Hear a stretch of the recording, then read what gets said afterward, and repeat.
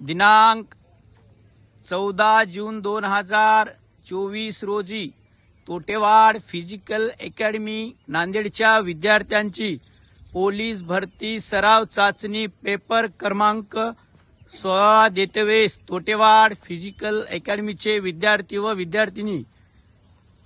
SRTM विद्यापीठ नांदेड येथे Totewad physical अकॅडमीच्या विद्यार्थ्यांची